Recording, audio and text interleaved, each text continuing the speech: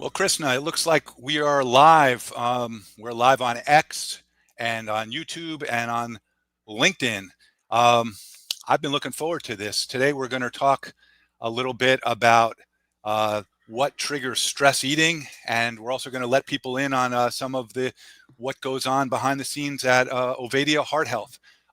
Krisna Hanks is here today on this live stream with me. She's the director of employee wellness at Ovadia Heart Health, and she's got a long history of coaching, which came after her career as a professional dancer. And she's got just a really, really interesting and diverse background. And she's an expert coach. And she's also now leading the employee wellness program at Ovadia Heart Health. Before we dive in, I just want to handle the medical disclaimer. This conversation is for information purposes only and is not medical advice. Always consult with your healthcare provider for any personal health concerns or decisions. Now, let's get going, Krisna. We can talk about a topic that affects a lot of people, particularly at this time of year. And it's like not just for one holiday, it's like the whole season from Halloween all the way through New Year's. I would love to get your thoughts about what this season does in your role as a health coach and with employee wellness. What are some of the concerns, and how can people take steps to avoid the pitfalls that sideline so many people's best intentions? Well, Chris, first of all, thank you very much for the opportunity. And it is a big topic. I'd love to explore this with you. And I like to say we're heading into holiday season. However, I look at it like we just, as you said, we had Halloween, candy season. We're heading into Thanksgiving, which is pie season. We go to Christmas, which is cookie season. And then we hit the New Year's with champagne season. So we just roll from a lot of sugar, carbohydrates, alcohol floating around everywhere. And it can be really rough for a lot of peoples. And I think we'll want to talk about how it's rough maybe for companies from my employee wellness side of my brain, but also look at how this affects individuals. And one of the things I was thinking about is it can raise our stress level. It can raise our cortisol level, the holiday season. And you and I had an earlier conversation about what triggers that for some people. I think the triggers seen most prevalently within the wellness community are being tired, really high on the list, right? When we're tired, we maybe raise our stress level gets raised a lot. So as we think about each of these potential triggers, what might be something we want to augment? Well, obviously we want to try to get a little bit more regular sleep, maybe getting out in the sunshine to help with that tiredness. The news is a big trigger for individuals these days. When I work with clients, I like to say, well, there might be certain times of day you probably shouldn't listen to the news. One of which maybe being at the start of your day. Why start your day with a higher stress level? So those two are big ones. I don't know what you see from your coaching experience, Chris, but being tired and the news are real high, what I see frequently. Well, let's see. I've got a lot of things. I want to ask you some questions along the way. I I've got personally almost 7 years of experience on a low carb diet, and a lot of times I think I've got it all figured out, and then I fall victim to some of the same pitfalls that everyone else does, and it makes me understand that we're all human and we have to figure out how to get past this. I just want to show. Um, this is what happened to me last Thanksgiving um, at my sister's house after I thought I had everything figured out. Um, my brother-in-law put a big bowl of these peanuts, and they are coated in maple syrup. And I reached in and had a handful after having some protein like I'm supposed to do. And I just, it set me off. I gained between Thanksgiving and New Year's, I gained 15 pounds. I was the heaviest I've been in the last 7 years on New Year's Eve. I would love to hear your thoughts on, for one, what can I do to prevent that from happening to me again this year? Yeah. Um, you know, the bowls of candy in the office, the bowl of peanuts, which you are coated in maple syrup, those temptations are going to be everywhere through these seasons. One of the biggest tools that I like to use as a coach is first making sure during the holiday season that you have some things planned out where you're going to be taking some time to especially get outdoors. We know spending time in nature is a great way to hit what I call the pause button. Can you hit the pause button before you put your hand in the candy bowl or the peanut bowl on there? And what I see is also very helpful for individuals. The more time they spend outside, the less time they have for their triggers to kind of take over them. That's one tactic. I also work with clients in making this list of when I'm stressed, I do, and have that somewhere nearby, whether it's on a sticky note or you're one who likes to journal in the morning to say, okay, I'm feeling stressed, but this is what I do now. I take a walk. I text a good friend. I finish that article I was reading earlier. That you've got a little list, maybe what I would call a cheat sheet of things that are more helpful than less helpful. And also, what I really recommend to people is also calling people. Oftentimes when we feel that urge to do something, there's a lot of things swimming in our brain where, should I do it? Should I not do it? This back and forth. And often if we talk with someone, and that's where coaching really gets into it, we sort of see another direction we can go in. And I think in these times, we're very used to everything being virtual, or it's just, I just need to read this. But sometimes we need that interaction with someone else.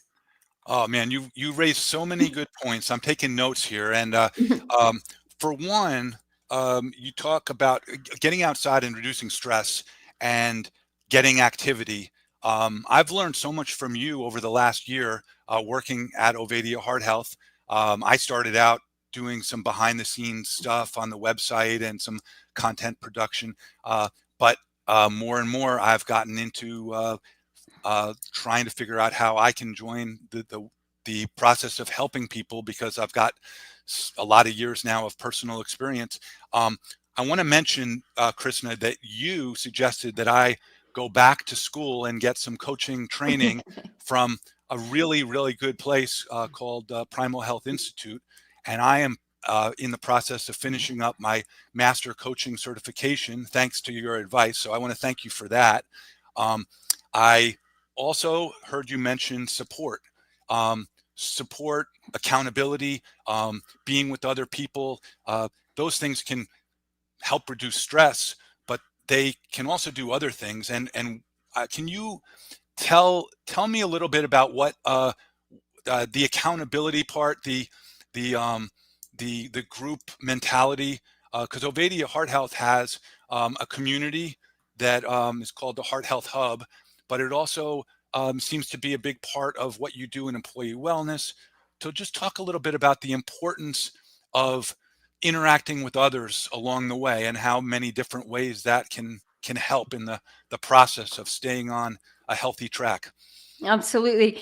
Well, first of all, I just share a little personal anecdote. When I first sort of got interested in the low carbohydrate lifestyle was via Gary Taub's work. And that was because my husband, who is also just like you, a Primal Health certified coach, and found this article by Gary Taubes that said, "What if it's all been a big fat lie?" Which is his original article in the New York Times. But what's more important, and I have to say, Gary Taubes changed my life. After 2 years of extreme joint and inflammation issues, the low carbohydrate lifestyle, I like to say, saved my life. I would have been just an aging old person complaining that my joint problems and my gut issues were because I was old. And they didn't have to be that way. But the reason I even make that point is when I was back there, we had each other. We were bouncing ideas off each other. We were trying to figure this out. What is this? Because it went against everything we as trainers, both of us being personal trainers, had believed. You exercise to, lose weight, or, the whole eat less, move more had been ingrained in us. So this was something totally new. So we didn't have a community. And I think we have a community with the Ovadia Heart Health team. I think it's super important. You're not going to agree with everything that's in the community, but you've got people to bounce ideas off. You have people who've had experience, they've had challenges, they've had successes.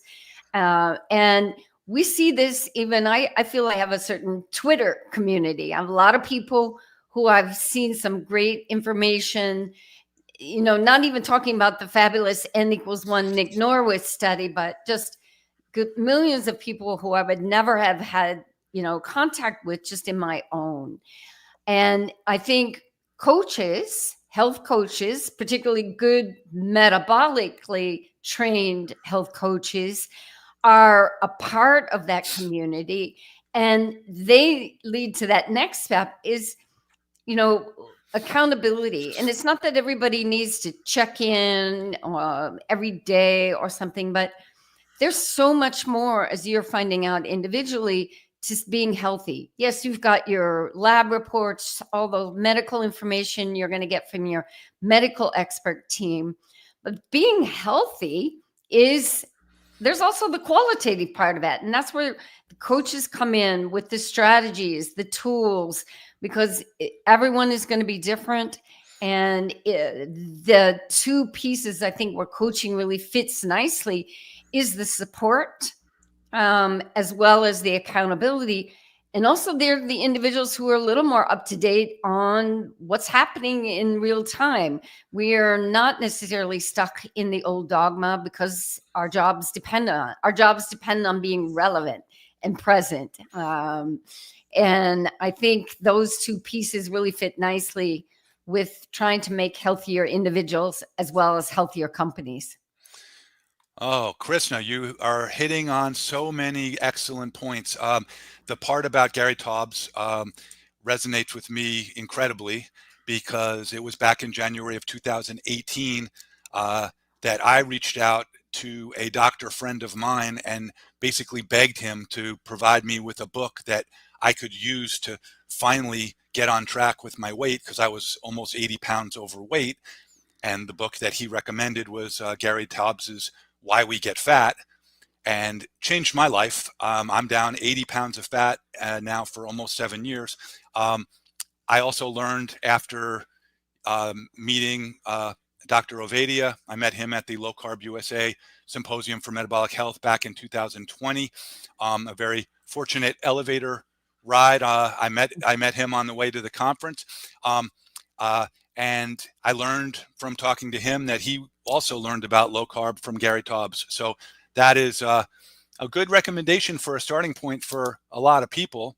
And now years later, we have Dr. Ovadia's book, Stay Off My Operating Table, which is another excellent resource for people who are looking to get that first step into the low carb, ketogenic, carnivore lifestyle. Let's see. I saw in the comments a couple of comments. I want to give a shout out to Brian Wiley, who has been, he's down like, I can't remember if it's 80 or 100 pounds, but for 14 years he's been sustaining. He says hello. I'm glad that he's been listening. Um, Right. And I also see Sherry from Brooklyn, New York. I lived in New York City, so hi Sherry for some time. Brooklyn, a fabulous place, and she says yes, hibernation seeing, yes, being tired, yes, the news when it comes to stress. And I think, as we talk about many times within the coaching, especially in employee wellness, is recognizing those things are triggers for you, trying to get your pre-planning stage. I'm the daughter of a basketball coach, so I will often quote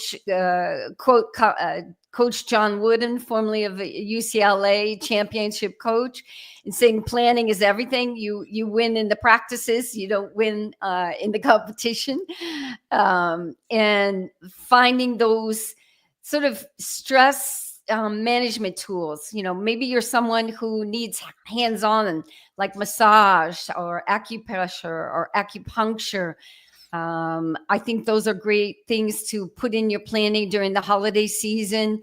As Chris and I already talked about, getting outside in nature, and just finding ways, if the news is a trigger, to de-stress, to turn off those devices, find time. One of the biggest hacks I started doing for myself is when I enjoy my morning espresso with half and half, as a true European, I I try to read either a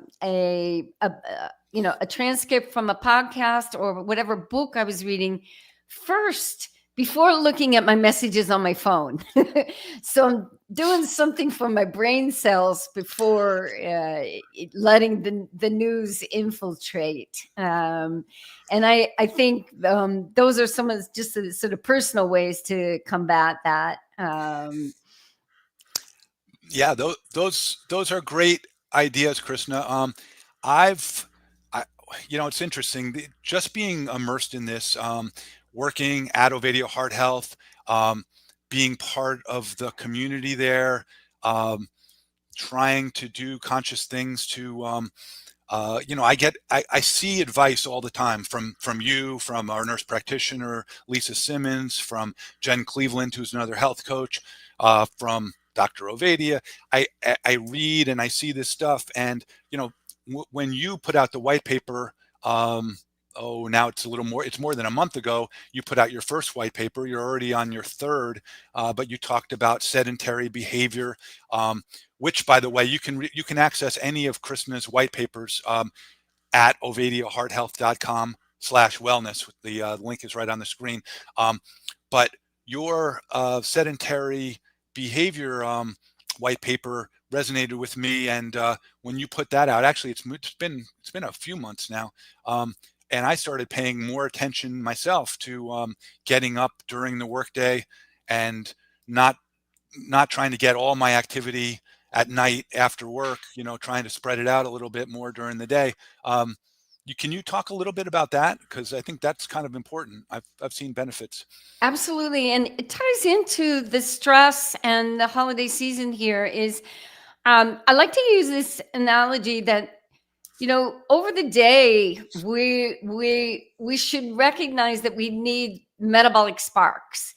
And the white paper, I specifically discuss some work that, started when I got my interest tweaked back at Stanford University when we organized the Sedentary Behavior in the Workplace Conference. This idea that too little exercise does not equal too much sitting. That really there is a complete sort of metabolic profile of what we call people who are long haulers. In other words, they're sitting multiple hours back to back. And what that research showed was that if you just did little bits of in between movement, even I'm going to do one right now, would be to lift my seat up off my stool and sit back down. Something that engages some larger group muscles like quadriceps, gluteus, or posture changes, that those sparks actually helped individuals improve some of their metabolic markers. That the individuals who were collecting these back-to-back hours and still meeting the so-called minutes of required, I think it's 150 minutes that the CDC says everyone should get on a weekly basis. So they were meeting the requirements of physical exercise, but sitting back-to-back hours. And that negated some of their health parameters. So I got completely inspired of this. And what I see as a director of our employee wellness, when we can help companies implement this idea of get up at a minimum every hour, do these little things of change your position, maybe move your legs up and down, go over maybe to the wall, do a little wall squat in between. Of course, making accommodations if people have physical requirements that's not possible, and finding solutions for them. But those not only give you a mental break, maybe a way, but a real metabolic, what I call spark. And this gets into the realm of something called what's called a metabolic equivalent, a task. Sitting is really low down there. And if you can get up into sitting's like the one to two, but if you can get a 2 up to 3, you're doing some good metabolic benefits.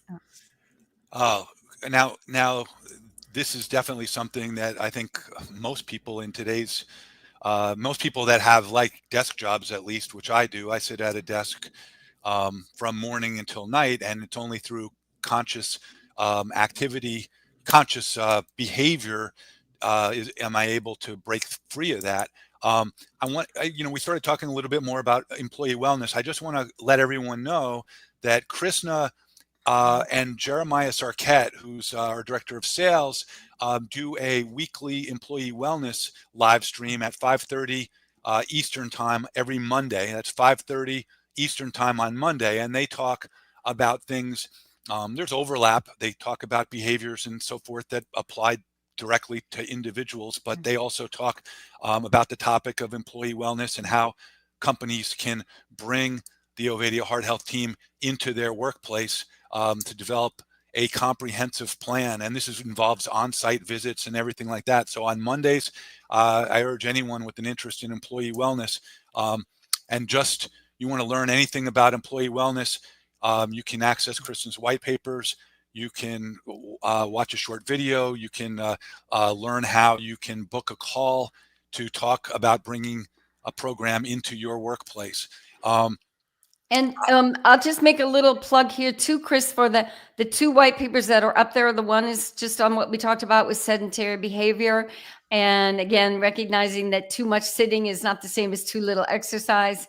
But the other one is on mindset. And when we're talking about stress, mindset matters. Mindset matters in our health parameters. And so there's some tips in that one as well, if you're looking for some more strategies on how our mindset can influence our health. And speaking of community, I see Sue Monroe. Shout out to Sue Monroe, who's in the community of the Ovadia team. We encourage any of you listening to put your questions in the chat for us. Absolutely. Let's see. Since we started talking about, and the title of this talk is about stress eating and triggers. I wonder if, and you know what? Before we even get to that, Krisna, how do people? What's the process for if somebody wants to get involved with a health coach, with a program at Ovadia Heart Health?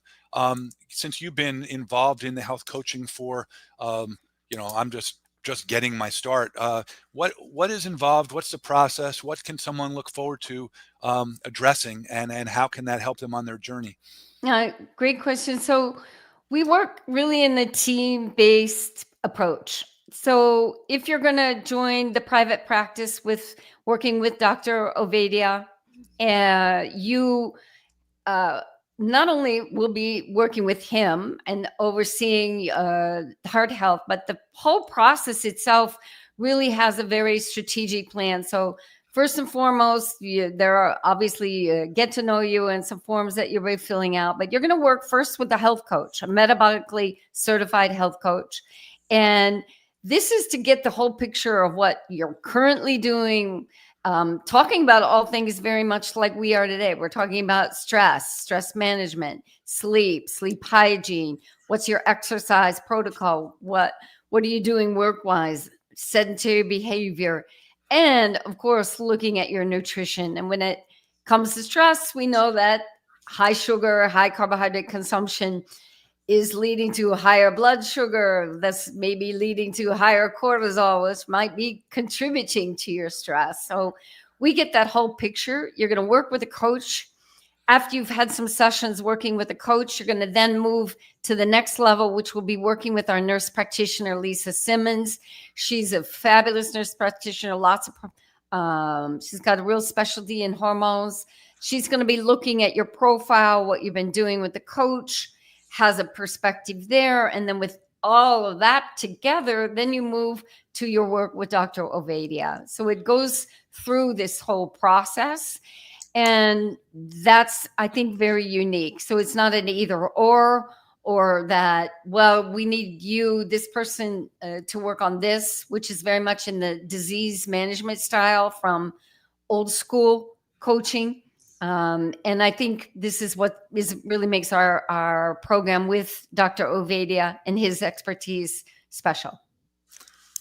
Thanks for providing me with that, and everybody with that information. That's very helpful. I want to just mention over the last several months, when I've been taking these coaching courses through the Primal Health Institute, I've gotten to experience doing coaching sessions as a coach, but as part of the role playing that we do, I've also gotten to play the part of the client, and I've learned a lot about what the real magic that happens when a health coach is doing their job well.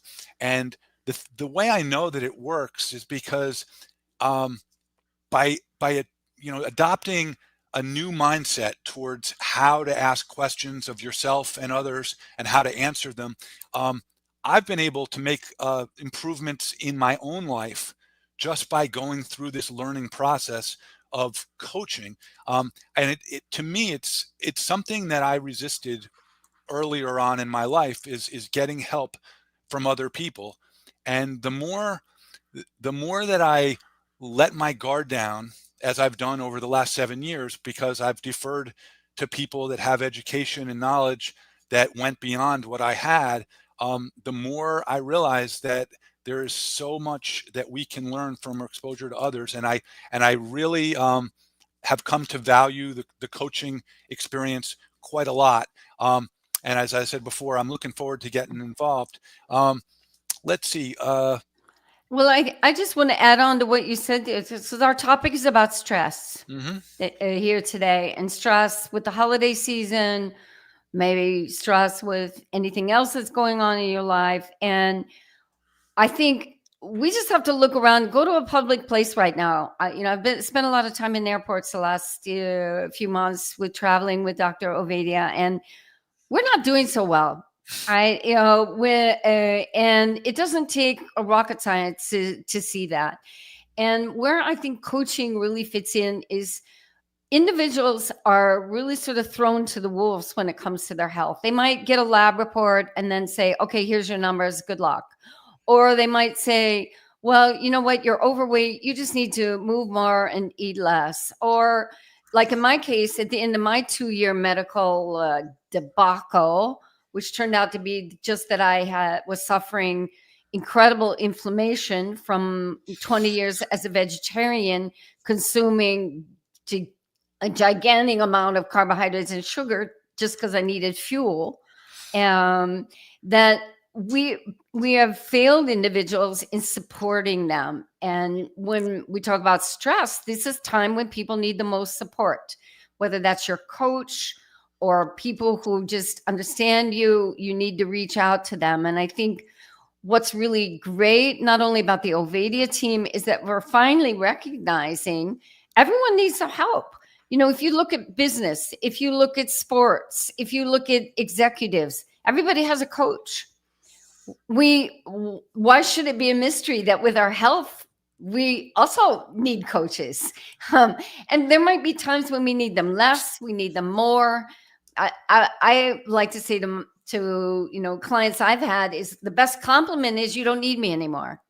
But you might down the road need a little more support at one point. And that is, I think, something we should recognize. And we're seeing this also with the explosion of what I call metabolic psychiatry, with the great people like Dr. Georgia E., Christopher Palmer, the things that the Bazooki Group and Metabolic Mind are doing.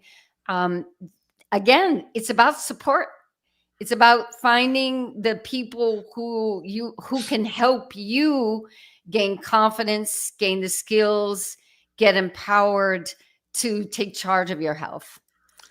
Oh, so much truth there. And you mentioned vegetarianism, and I gotta admit, I fell down that rabbit hole. Unfortunately, for a good chunk of time. When people see my food pictures these days, they probably have a hard time believing that I went for more than a decade without having red meat at one point in my life.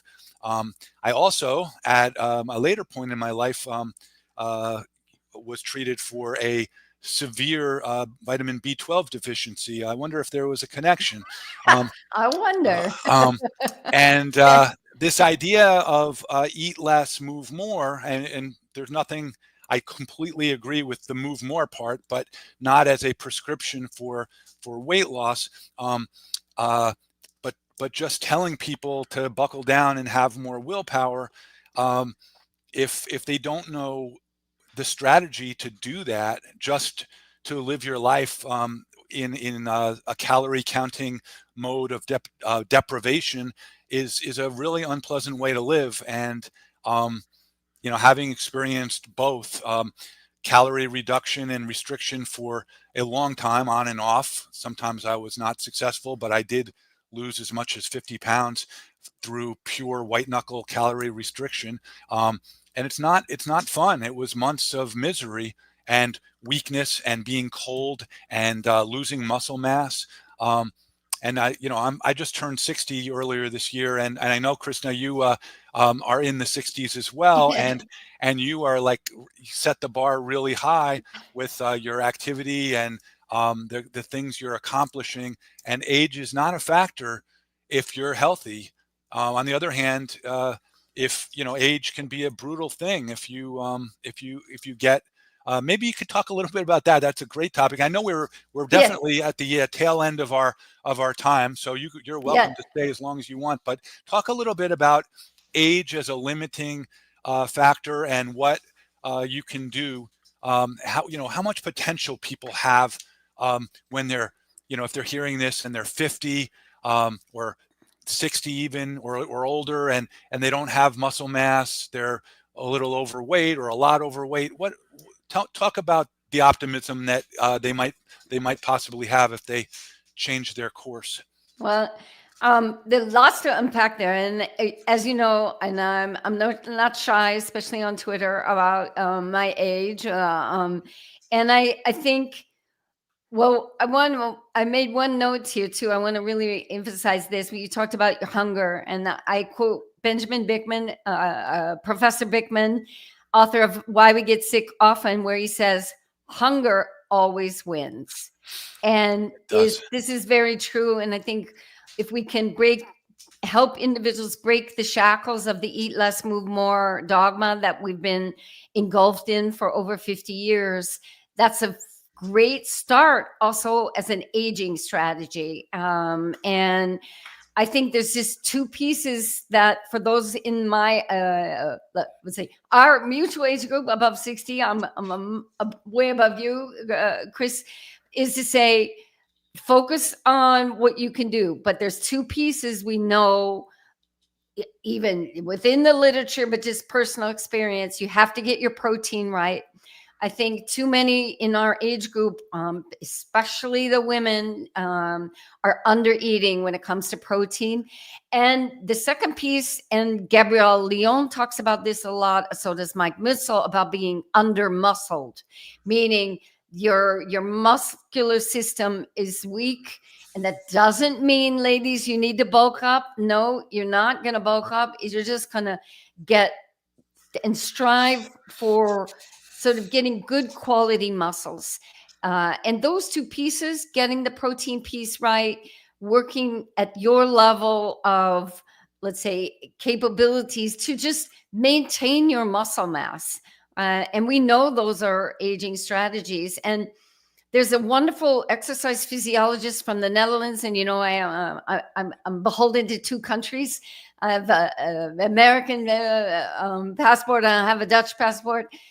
His name is Luc van Loon, and he has a great podcast with Peter Attia. And Luc is one of the premier exercise physiologists, and he directly says, and he shows it in his research, you can gain muscle at any age.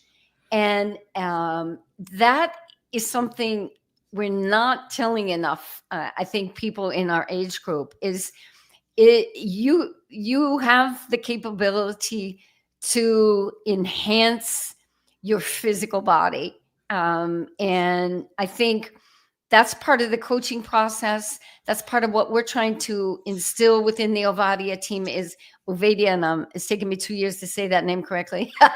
I'm still learning. Is to empower yourself. The more you can let go of using exercise as a tool for weight loss, just let it go, let it bury it somewhere in your garden, and move towards enhancing the quality of your muscles at any age. Oh, there you once again you brought up some great topics. I think we could do an entire live stream on the topics of protein, muscle building, bulking after the age of 50. It's a topic that a lot of people have a real strong interest in, and I think a lot of people sell themselves short. As someone myself, who was never particularly strong when I was younger in college and in my 30s and 40s, I got weaker. I realized that I limited myself by just beliefs that I had, and now at 60, I'm stronger than I've ever been before in my life. I just want to acknowledge Ty, who posted calorie restriction leads to some interesting decisions for sure. We have a satiety nutritional density problem, not a calorie one. Well, we have a lot of problems, but that is certainly one of them. So thanks for that, Ty. Yeah, absolutely, Ty. And that's why, I said, hunger always wins. And when you can get the protein and fat combination that works for you within whatever, your goals are, or just your sustainability, then a lot of those decisions are just made because you hit the satiety right on target. And I would piggyback on what you said, Chris. I didn't really start paying attention to resistance training till, 60s, early 60s, right? Maybe late 50s. For the most of my life prior to that, I was always worried about flexibility. I did a lot of yoga. I did of course, being a professional dancer, my life was about flexibility, but seeing the importance of strength and just realizing, hey, my muscles are starting to not do what I want them to do. And I think that we would like to empower is that you can do this at any age, but it requires really sort of thinking out of the box. For sure.